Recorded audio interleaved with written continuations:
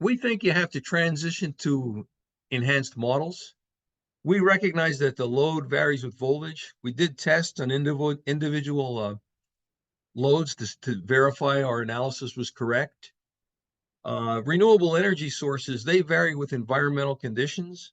So that means that in addition to changes in load, you have to look at changes in energy sources. And this is a known concern. FIDVR has been around since the 90s. It's been around 30 years.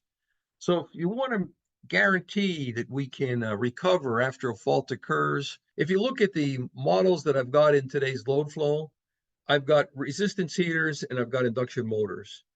When I look at enhanced models, we're going to still have resistance heaters, but we want to put in fan and pump motors, and the model is going to be a function of voltage, speed, and torque of the motor.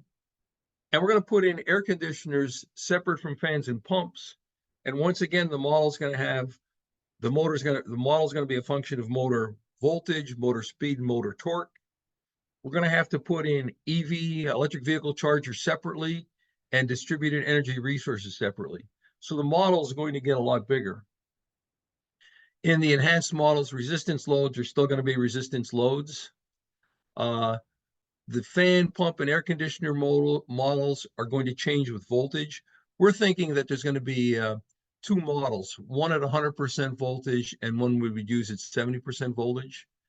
The air conditioners are going to be modeled differently than the fans and the pumps.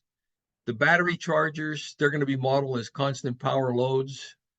And distributed energy sources, they have to be modeled based on the ambient conditions. And you got to remember that they're sensitive variable energy sources. So looking at this, our applications of the models, we're going to create a 100% model and a 70% model for each neighborhood substation. We're going to use a short circuit program to develop voltage profiles. The graph that we showed earlier that had bus A, bus B, and bus C on it, I have to find out which of those lines the voltage is at each substation.